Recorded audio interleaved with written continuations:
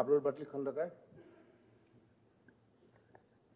সম্মানীয় উপাধ্যক্ষ মহোদয়, আমাৰ যি কৰ্তন প্ৰস্তাৱ বিৰোধী দলপতি ডাঙৰীয়া উত্থাপন কৰিছে তাৰ সমৰ্থনত মই দুআষাৰ ক'ব বিচাৰিছোঁ।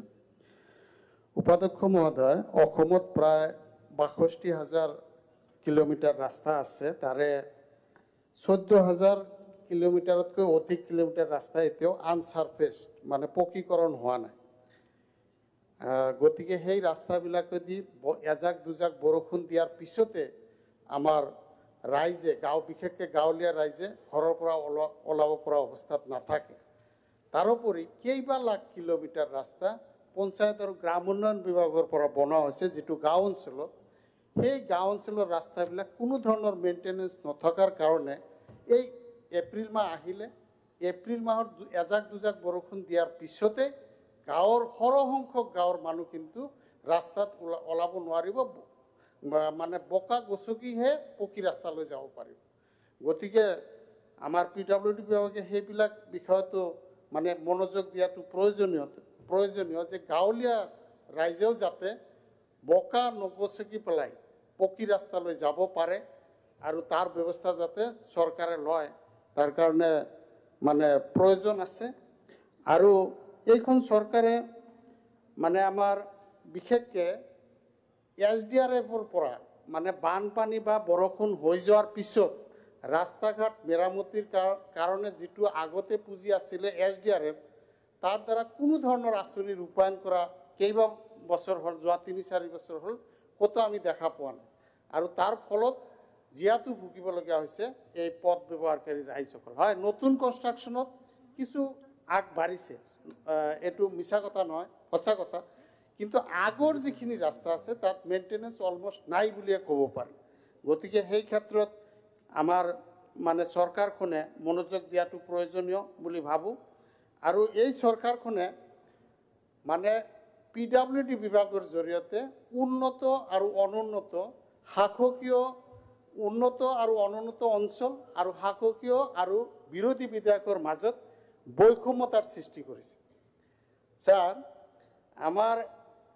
মোৰ জিলাখনত 3টা সমষ্টি, বঙাইগাঁও, অভয়াপুৰী আৰু চিজন গ্ৰাম, বৰ্তমান যি হিচাপত PWD এলোকেশ্যন দিয়ে 2টা সমষ্টি উন্নত, অভয়াপুৰী আৰু বঙাইগাঁও, এই 2টা সমষ্টি উন্নত বুলি জনাজাত। আটাইতকৈ অনুন্নত সমষ্টিটো হ'ল চিজন গ্ৰাম।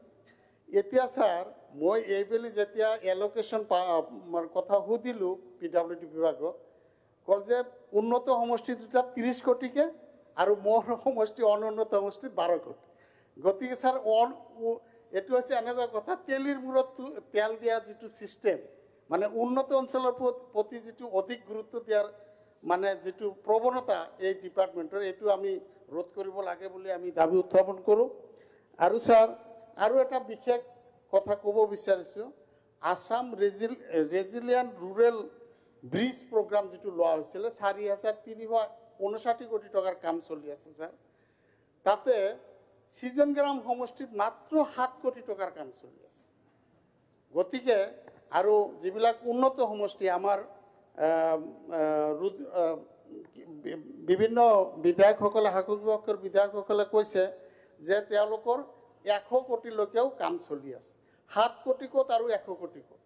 গতিকে এনেকুৱা ধৰণৰ বৈষম্য যিটো আচৰণ, সেইটো নহ'ব বুলি মই আশা ৰাখিছোঁ।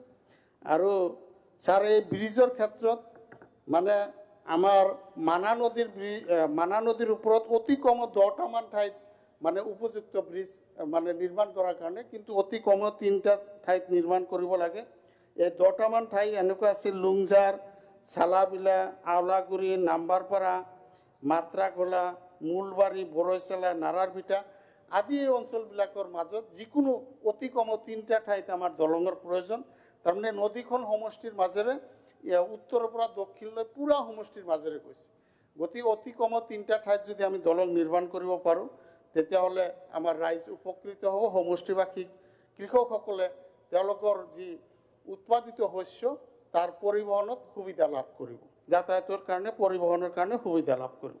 মৰা নদী, আমাৰ তাতে মৰা নদী, কাছাৰীপেটি, ভাণ্ডাৰা, পূৰ্ব জপিয়া, শৌলমাৰী, কোচবাৰী, এনেকুৱা কেইবাটাও মৰা নদীৰ ওপৰতো আমি সৰু সৰুকৈ দলঙৰ প্ৰয়োজন আছে আৰু ছাৰ আৰু এটা কথা ক'ম চাপৰৰ পৰা যদি যিটো জগিগোপালৈ ৰাস্তা আহিছে তাতে যদি চাপৰ জগিগোপা ৰাস্তা মানে ৰাস্তাত যদি ঔডবি আৰু চাপৰৰ মাজত চম্পাৱতী নদীৰ ওপৰত এটা দলং নিৰ্মাণ কৰা যায় তেনেহ'লে চাপৰৰ পৰা গুৱাহাটীলৈকে তাৰমানে ধুবুৰীৰ পৰা গুৱাহাটীলৈকে আহোঁতে অতি কমেও 30 কিলোমিটাৰ দৈৰ্ঘ্য কমিব আৰু ইন দি মেইন টাইম ঔডবি অঞ্চলেদি মানে আমাৰ আসামলা ৰাস্তা আহিছেই খালি দলংটো নিৰ্মাণ কৰি দিলেই মানে ধুবুৰীৰ পৰা গুৱাহাটীলৈকে আহোঁতে ছাৰ অতি কমেও 30 কিলোমিটাৰ ৰাস্তা কমিব গতিকে এইটো বিষয়টো চৰকাৰৰ মনোযোগ মানে আকৰ্ষণ কৰিছোঁ আৰু মই